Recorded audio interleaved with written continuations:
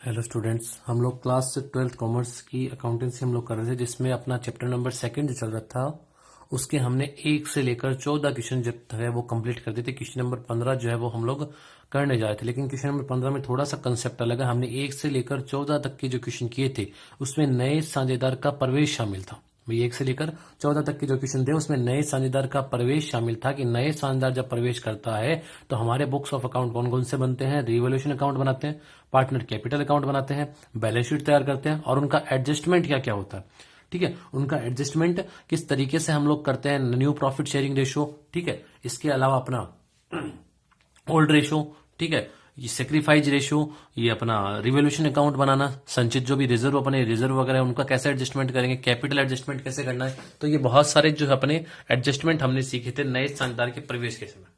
उन्हीं में से अब हम एक नया टॉपिक कंसेप्ट बोलते हैं तो हम पढ़ने वाले हैं कि अगर साझेदार अपना लाभ हानि अनुपात जो है वो चेंज कर लेते हैं, यानी परिवर्तन करते हैं कि पहले कुछ था, जैसे मान लो पहले था 3-2-2, अब उन्होंने बराबर बराबर करने का निश्चय किया, तो ये कहीं ना कहीं किसी साझेदार में यानी वर्तमान जो साझेदार है वो किसी नए साझेदार को शामिल नहीं कर रहे। क्वेश्चन जो है अपना यहां से स्टार्ट जो होने वाला कंसेप्ट कि उन्होंने किसी नए साझेदार को शामिल नहीं किया, वर्तमान साझेदारों ने उनके बीच जो लाभ विभाजन अनुपात था उस रेशो में वो परिवर्तन ला रहे हैं, उसमें वो चेंजेस ला रहे हैं। ठीक है, दो, लाभ विभाजन अनुपात में परिवर्तन से आशय यह है कि एक साझेदार दूसरे साझेदार से लाभ का अंश क्रय करता है, जिससे साझेदार के लाभ के भाग में वृद्धि होती है। कि यहां पर क्या होता है कि उनका प्रॉफिट शेयरिंग रेशो चेंज होता है। ठीक है, किसी के में कमी होगी, किसी में वृद्धि होगी। अब ऐसा क्यों होता है? ऐसा इसलिए होता है कि जब वो हमने पार्टनरशिप डीड पढ़ी थी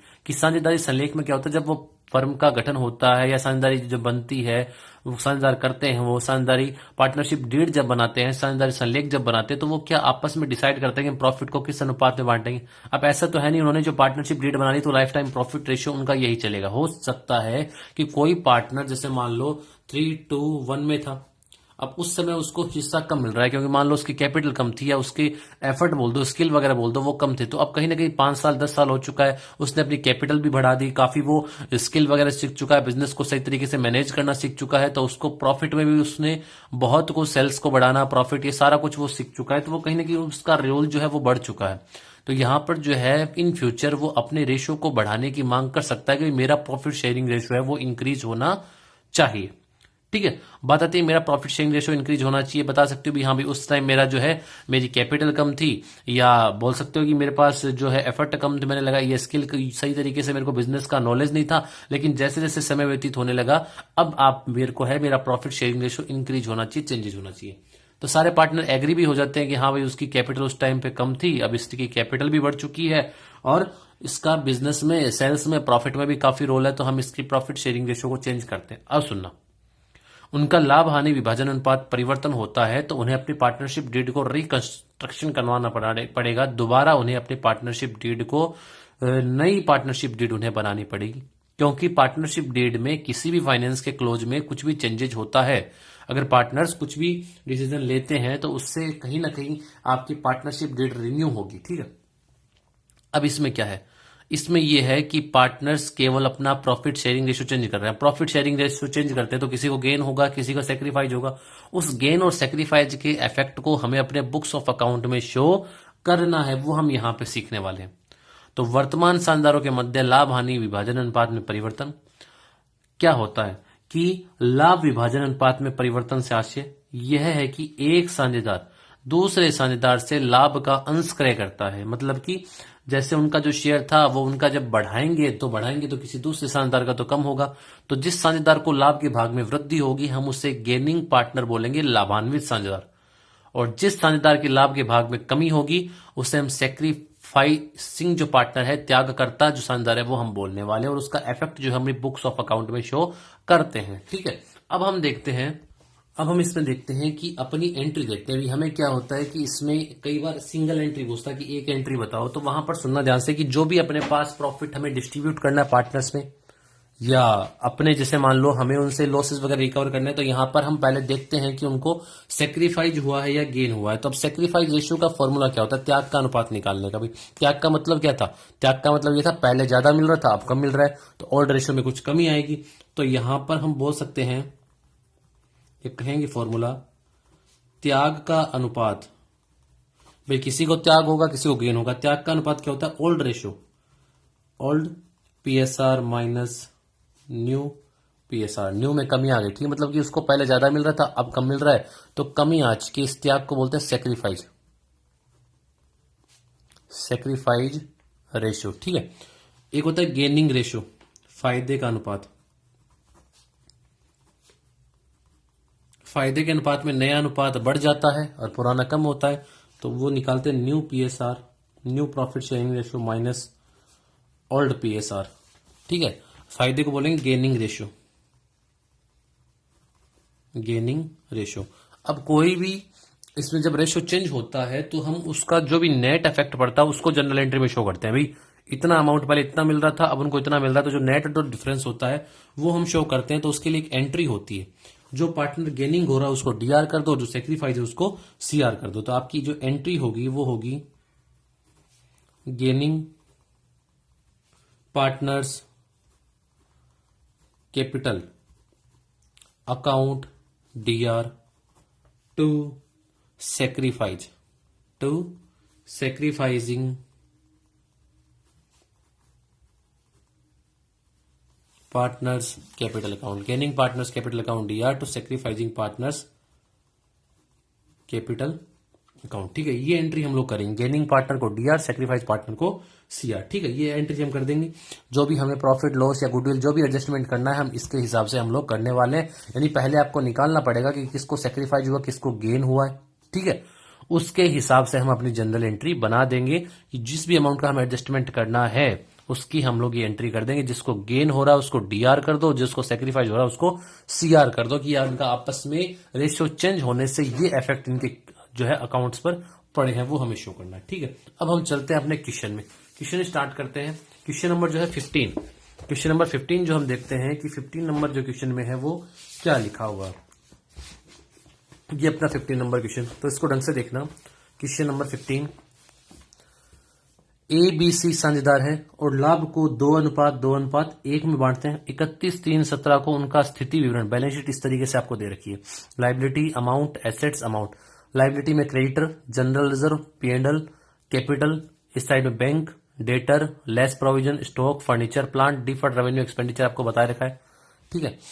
अब ये मैंने अब आपको जो स्टेप बताए थे ना वो भी यहाँ काम आने वाले। स्टेप मैंने क्या बताए थे? स्टेप मैंने ये बताए थे कि आपका जो है यानी जो जो बंटना है और जो उनसे कवर करना है, सिंगल एंट्री हो ना तो नेट इफेक्ट हम लोग शो करने वाले। अब देखो यहाँ पर कि क्या क्या बंटता है। एक तो जनरल रिजर्व बटेगा, पी&एल का क्रेडिट बैलेंस बांटेंगे, इस साइड में कवर क्या करना है, एक तो डिफर्ड रेवेन्यू एक्सपेंडिचर, ये एडजस्ट होगा ओल्ड रेशियो में। अब सुनना भी, साझेदारों ने 1 अप्रैल 2017 से लाभ को 1:1 में बांटने का निर्णय लिया। उन्होंने यह भी, यानी देखो कोई नया शानदार प्रवेश नहीं कर रहा, प्रॉफिट शेयरिंग रेशियो चेंज का क्वेश्चन है कि पहले ये प्रॉफिट को 2:2:1 में बांटते थे, अब वो प्रॉफिट को 1:1 में बांट रहे, इक्वल इक्वल बांट रहे हैं। तो उन्होंने यह भी तय किया कि स्टॉक का मूल्य 20% से बढ़ा दिया जाए, संदिग्ध ऋणों के लिए प्रावधान 1,000 रुपए से बढ़ा दिया जाए, फर्नीचर तथा प्लांट पर 10% का ह्रास किया जाए, बकाया किराया 2,000 रुपए, फर्म की ख्याति आपको बता रखी है, गुडविल नई गुडविल हमने कैलकुलेशन की है। ये जब रेशो चेंज होता है तब भी हमें गुडविल का वैल्यूएशन करना पड़ता है 51,000 रुपए। साझेदारों ने निर्णय लिया कि संपत्ति और दायित्व संचय के मूल्य में परिवर्तन नहीं किया जाएगा, इनके मूल्य में कोई चेंजेस नहीं करना है आपको। तो केवल उन्होंने ख्याति को पुस्तकों में न दिखाने का निर्णय लिया, इसको भी नहीं दिखाएंगे। इन परिवर्तनों को लागू करने के लिए एकल प्रविष्टि दीजिए, यानी जो कुछ उनको बांटना है, कवर करना है, वो अमाउंट आप लोग निकाल लो, उस अमाउंट का रेशियो चेंज होने से क्या इफेक्ट पड़ता है उसकी एक सिंगल एंट्री आपको करनी है। अब कहीं ना कहीं जब मैं क्वेश्चन को देखता हूं तो मेरे को यहाँ पे देखो क्या क्या चीजें बांटनी है, एसेट्स क्या क्या है मेरे पास, मतलब उनको बांटना क्या क्या है, ठीक है। आपको जनरल रिजर्व बांटना है, प्रॉफिट का ये प्रॉफिट बांटना है, रिवैल्यूएशन अकाउंट बनाएंगे उससे प्रॉफिट लॉस होगा, वो भी गुडविल है, गुडविल का भी पैसा उनको बांटेंगे, भाई उनको गुडविल ख्याति है तो फायदा होगा। बांटना 51,000 जनरल रिजर्व, पी&एल और रिवैल्यूएशन तो हमें बनाना पड़ेगा, तब हमें पता चलेगा कि प्रॉफिट है या लॉस, और जो कवर करना है वो लेस कर दो, फिर जो अमाउंट आता है उससे देख लो, रेशियो निकाल लेंगे, गेनिंग और सेक्रीफाइस रेशियो, और उसके हिसाब से हमारी एक ही सिंगल एंट्री हमें पढ़नी है, और वो सिंगल एंट्री अपनी है gaining partners capital account DR to sacrificing partner capital account, ठीक है। अब इस क्वेश्चन को हम लोग स्टार्ट करते हैं कि इस क्वेश्चन में जो है अपने पास कि कौन कौन सा, सबसे पहले तो रीवैल्यूएशन अकाउंट हम लोग बना ले कि रीवैल्यूएशन अकाउंट में क्या क्या अपना आएगा। ठीक है, तो रीवैल्यूएशन अकाउंट हम लोग बनाते हैं सबसे पहले कि यहां पे question number 15 revaluation account, question number 15 revaluation account.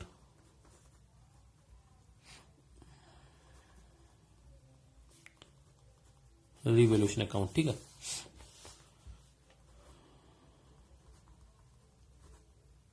Particular amount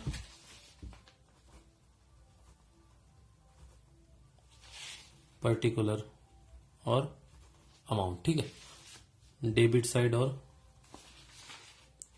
credit side, ठीक है। ये हमने बना लिया रीवैल्यूएशन अकाउंट अपना कि इसमें जो जो अपने, आपको पता ही है एसेट्स का बैलेंस बढ़ता है, लाइबिलिटी का बैलेंस बढ़ता है, जो भी किस तरफ हम लोग उसको शो करने वाले हैं। ठीक है, लाइबिलिटी बढ़ती है तो डीआर में, लाइबिलिटी घटती है तो सीआर में, एसेट्स बढ़ती है तो सीआर में, घटती है तो डीआर में। ये कुछ आपको बातें मैंने बता रखी थी, एंट्री बताई थी सबसे पहले कि उसके हिसाब से ये अपनी पोस्ट हम इसको करते हैं। अब स्टार्ट करते हैं, क्वेश्चन स्टार्ट करते हैं। सबसे पहले बोल रखा है स्टॉक के मूल्य को 20% से बढ़ा दिया जाए। रेशियो वाला तो बाद में है, ये तो हमें देखना पड़ेगा, ओल्ड माइनस न्यू या न्यू माइनस ओल्ड करेंगे, किसको फायदा हो रहा है किसको लॉस हो रहा है। स्टॉक का मूल्य 20% से बढ़ा दिया, संपत्ति बढ़ती है तो सीआर साइड में बाई स्टॉक अकाउंट। स्टॉक का मूल्य 20% से बढ़ा दिया जाए। स्टॉक कितना है, स्टॉक है अपना 50,000, 50,000 का 20% कितना होगा, 50,000 का 20% अपना होगा 10,000 रुपए। 10,000 रुपए स्टॉक जो अपना था वो 10,000 रुपए से बढ़ चुका है। दूसरा इसमें कि संदिग्ध ऋणों के लिए प्रावधान 1,000 रुपए से बढ़ा दिया जाए, प्रोविजन में 1,000 रुपए और ट्रांसफर कर दो। लाइबिलिटी है प्रोविजन, और लाइबिलिटी बढ़ती है तो अपना डेबिट साइड में टू प्रोविजन फॉर डाउटफुल डेब्ट अकाउंट कितने से बढ़ जाएगी, ये आपकी 1,000 रुपए से बढ़ जाएगी। उसके बाद में फर्नीचर तथा प्लांट में 10% का ह्रास किया जाए। फर्नीचर और प्लांट एसेट्स का मूल्य कम हो रहा है, कम हो रहा है तो कहां आता है, डीआर में आता है। टू क्या है इसका नाम, फर्नीचर और प्लांट पर 10% का ह्रास किया जाए। टू फर्नीचर, दोनों अलग अलग बता रखे भी, फर्नीचर की आपकी जो वैल्यू है वो है 30,000, फर्नीचर पर 10% का ह्रास किया जाए, कितना आएगा 3,000 रुपए। प्लांट पर भी 10% का ह्रास किया जाए। टू प्लांट अपना कितना है 80,000, 80,000 का 10% कितना होगा 8,000, ठीक है। अब इसके अलावा एक है बकाया किराया। बकाया किराया आपकी लाइबिलिटी है, लाइबिलिटी बढ़ती है तो डीआर साइड में। टू आउटस्टैंडिंग रेंट, बकाया जो किराया वो कितना है 2,000 रुपए आपका किराया बकाया है, इतना ही है इसमें। अब इसके अलावा कुछ भी नहीं है। अब आपके प्रॉफिट और लॉस निकाल लो तो साफ साफ पता लग रहा है कि यहां पर जो है आपको लॉस हो रहा है 8, 9, 10 और 13, 14,000 रुपए। इस साइड लेके आए 14,000 रुपए, 10,000 लेस कर देंगे, हमें क्या हो गया 4,000 रुपए का लॉस हो गया। तो लॉस होता है तो वो भी पार्टनर्स कैपिटल में। अब सुनना भी, पार्टनर्स कैपिटल में तो जाएगा, लेकिन यहां पर रेशियो चेंज हो गया। अब किस रेशियो में बांटे, ओल्ड में बांटे या न्यू में बांटे, तो आपको सिंगल एंट्री करनी है। तो आपको ये पूरा नहीं निकालना, अभी केवल इतना निकाल लो लॉस कितना हुआ रिवोल्यूशन से, आपको 4,000 का हुआ, क्योंकि हमें तो सिंगल एंट्री करनी है ना, तो हम इसको ओल्ड में बांट सकते हैं ना न्यू में बांट सकते हैं। आपको नेट इफेक्ट इसको शो करना है, ठीक है। अब ये सुनना, मैंने कहा था एकल प्रविष्टि होती है तो आप वो अमाउंट निकालो जो हमें डिस्ट्रीब्यूट करना है, जिसको हमें एडजस्ट करना है। हमें पता है कि यहां पर कि संपत्ति और दायित्व के या जो भी अपने जो है उनके मूल्य में परिवर्तन न किए जाने पर उपयुक्त में जो समायोजन होता है उसके लिए हम शुद्ध लाभ को अतिरिक्त हिस्सा प्राप्त करने वाले त्याग या फायदे के अनुपात में एडजस्ट करते हैं। कहने का मतलब ये है कि जब आप सिंगल एंट्री करते हो उस समय आपके पास जो भी रिजर्व है, प्रॉफिट है, जो उनसे कवर करना है, लॉसेस वगैरह वो डिडक्ट कर दो। जो नेट अमाउंट आता है उसके रेशियो चेंज होने पर जो अमाउंट मतलब कि रेशियो चेंज होने पर किसको फायदा किसको नुकसान हो रहा है उसको, उस इफेक्ट को हमें शो करना यहां पर हर ट्रांजेक्शन को, कि हम उसको हर ट्रांजेक्शन को ऐसा नहीं कि गेनिंग सेक्रीफाइस में बांटेंगे, बहुत सारी एंट्रियां करेंगे, नेट अमाउंट आपको निकालना है। तो यहां पे देखो हमें समायोजन या एडजस्टमेंट करने से जो भी एडजस्टमेंट हमारे हैं वो एडजस्टमेंट करेंगे तो अपना नेट प्रॉफिट कितना आएगा वो हमें निकालना है। अब सुनिएगा क्या क्या आपको बांटना, डिस्ट्रीब्यूट करना था। आपको एक तो जनरल रिजर्व, एक आपको जनरल रिजर्व कितना है, जनरल रिजर्व, जनरल रिजर्व बता रखा आपका 68,000, ये हमने लिख लिया। एक आपको पीएनडल का क्रेडिट बैलेंस, पीएनडल का क्रेडिट बैलेंस, ये भी प्रॉफिट बांटना था, ये कितना है आपका, ये है 30,000। एक आपकी गुडविल, ये भी उनको बांटनी थी, ठीक है। ये कितना था, गुडविल हमारी बता रखी है अपनी 51,000 रुपए, ये हमने यहां लिख ली गुडविल 51,000 रुपए। अब प्रॉफिट होता तो वो प्रॉफिट भी रिवोल्यूशन का जोड़ देते, लेकिन आप इतना पैसा जो था इनको डिस्ट्रीब्यूट करना है 1,49,000। इसमें से जो डिडक्ट करना है वो लेस कर दो। एक तो deferred revenue expenses, deferred revenue expenditure, ये 10,000 रुपए ये लेस कर दो, ठीक है। इसके अलावा एक अपना जो रिवैल्यूएशन का लॉस आया वो लेस कर दो 4,000, 14,000 रुपए आपको इसमें से घटाने हैं, ठीक है। कितना आएगा, 1,35,000। अब रेशो चेंज होने से 1,35 पहले बंटना था, या ये सारे बंटने थे अलग अलग। आपको क्या करना है, 1,35 बंटना था 2-2-1 में, अब बंट रहा है 1-1 में। आपको तो केवल रेशो चेंज होने से जो गेन सेक्रीफाइज हो रहा है जिस साझेदार को, उस अमाउंट को एंट्री से बताना है। उसको जो इफेक्ट पड़ता है कि भाई हाँ भाई इसको इतने रुपए का फायदा होता, इसको इतने रुपए का नुकसान हुआ, वो आपको जनरल एंट्री में शो करना है। तो 1,35 ही हमारा वैसे डिस्ट्रीब्यूट होना था। अब इसमें देखो, अब हमें क्या करना है, देखना है जनरल एंट्री हमें पता है गेनिंग पार्टनर्स कैपिटल अकाउंट या to sacrifice partners capital account होता है। मेरी बात ढंग से सुनना कि यहां पर हमें सिंगल एंट्री करनी है। सिंगल एंट्री में केवल जो उनको प्रॉफिट और लॉस होना था, जो गेन और सेक्रीफाइस, जो रेशो चेंज होने से किसी को फायदा होगा, किसी को त्याग जो करेगा, उस अमाउंट को शो करना है कि रेशो चेंज होने से ये इतने रुपए का इफेक्ट पड़ा है, ठीक है। अब सुनना, अब बात करते हैं कि इनका ओल्ड पीएसआर कितना था, 2:2:1, यानी ए बी और सी का ये ओल्ड पीएसआर था। फिर न्यू पीएसआर, न्यू पीएसआर कितना है, 1:1:1, ये इनका न्यू पीएसआर है। अब देखो किसने सेक्रीफाइज किया, किसका गेन हुआ। तो सेक्रीफाइज रेशियो जब निकालते हैं उसका फॉर्मूला क्या होता है, उसका होता है old PSR minus new PSR, A B और सी। अब यहां पे देखो ए का जो था ओल्ड पीएसआर कितना था, 2/5 माइनस न्यू पीएसआर कितना था, 1/3। अब ये देखो कि इसने सेक्रीफाइज किया 15, 6 माइनस 5, 1/15 कि इसने इतना सेक्रीफाइज किया। फिर निकालो बी का, कि बी का 2/5 माइनस 1/3, इसका भी निकालेंगे, इसका भी कितना आएगा 1/15। सी का निकालोगे तो ये कहीं ना कहीं पता लग रहा है इन दो का सेक्रीफाइस है तो इसको गेन हुआ है। गेनिंग रेशियो तो या तो अपना देखो ओल्ड माइनस 1/5 माइनस 1/3, 15, तो ये अपना ये 15 और 3×5 माइनस 2/15, या तो माइनस में आएगा, मतलब यानी माइनस में आने का मतलब इसको गेन हुआ है, या आप वो फॉर्मूला भी निकाल सकते हो न्यू माइनस ओल्ड, तो ये आपका प्लस में आएगा, ठीक है। तो ये साफ साफ पता लग रहा है, या तो इस तरीके से इसी फॉर्मूले से निकाल सकते हो भाई जो पॉजिटिव में आ रहा है उनका सेक्रीफाइस और जो माइनस में आ रहा है उनको गेन हुआ है, वो गेनिंग है अपना, ठीक है।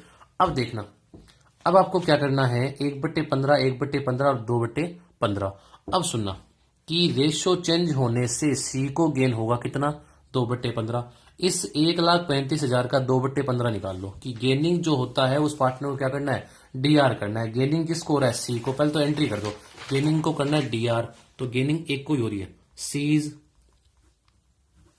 कैपिटल अकाउंट डीआर, और जो सेक्रीफाइस कर रहे हैं उनको कर दो सीआर, एज कैपिटल अकाउंट और टू बीज कैपिटल अकाउंट, ठीक है। अपनी गुडविल कितनी है, अपना जो नेट एडजस्टमेंट जो अमाउंट आया था वो कितना, वो है 1,35,000 गुणा सी को जो गेन कितना हुआ 2/15। अमाउंट तो निकालेंगे ना भाई, सी रेशो चेंज होने से सी को कितना गेन हो रहा है 2/15, तो ये निकाल लो 18,000 रुपए गेन हो रहा है भाई। रेशियो चेंज होने से सी को 18,000 रुपए का गेन हो रहा है, और ए और बी को क्या हो रहा है, ए और बी को सेक्रीफाइस वो लोग कर रहे हैं, मतलब सेक्रीफाइस कर रहे हैं उन्होंने, सेक्रीफाइस जो किया है वो बराबर बराबर उन्होंने सेक्रीफाइस किया है। मतलब कि इसको हमें पता है, पहले भी बताया था, एक का सेक्रीफाइस दूसरे का क्या होता है, गेन होता है। तो ये जब 2/15 है तो इन्होंने क्या किया, बराबर बराबर सेक्रीफाइस किया है। तो यहां पर जो है इस 18,000 से साफ साफ पता लग रहा है कि बराबर बराबर जो उनका रेशियो है, 9,000 इसने सेक्रीफाइस किया, 9,000 इसने किया। तो हम बोल सकते हैं, नरेशन लिख दें, being final adjustment of profit, being final adjustment of profit made in sacrifice and gaining. Final adjustment of profit, ये पूरा लिख दूं भाई, थोड़ा सा वैसे आपको ध्यान रखना, profit made in sacrificing and gaining ratio, gaining ratio.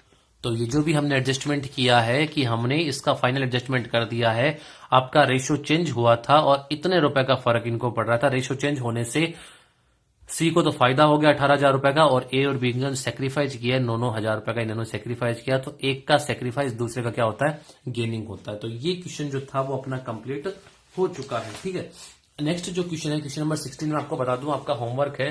ठीक है, हो तो ठीक है, वरना मैं करवाऊंगा, थोड़ा सा समझा दो इसको। ये देखो अपनी एंट्री बिल्कुल सही है। सुरेश, रमेश और महेश लाभों को 3-2-1 में बांटते हैं। 1 अप्रैल को उनका चिट्ठा निम्नलिखित है, ये आपको चिट्ठा बता रखा है। क्रेडिटर है, जनरल रिजर्व है, कैपिटल है, कैश, सन्ड्री एसेट्स, P&L का डेबिट बैलेंस है। इस तिथि को उन्होंने तय किया कि सुरेश, रमेश, महेश भविष्य में लाभों को 2:2:1 में बांटते हैं।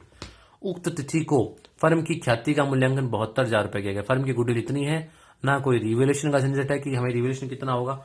आपको फर्म की पुस्तकों में साझेदारों का पूंजी खाता, फर्म का चिट्ठा बनाइए। आपको सिंगल एंट्री नहीं पूछ रहा कि सिंगल एंट्री बताओ क्या होगी, आपको यहाँ पर पार्टनर्स कैपिटल और आपको उसमें बैलेंस शीट बनानी है। लेकिन आपको जो है रेशियो देखना पड़ेगा, किसको सेक्रीफाइस हो रहा है, किसको गेन हो रहा है।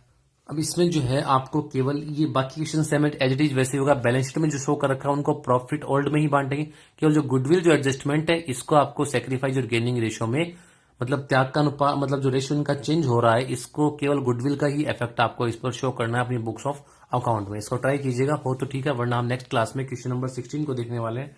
और अपना जो है क्वेश्चन नंबर 16 और 17 बाकी लगभग अपने क्वेश्चन जो है वो सारे कंप्लीट हो चुके हैं। 2 क्वेश्चन और रहे हैं, तो ये चैप्टर अपना कंप्लीट हो जाएगा। Thank you.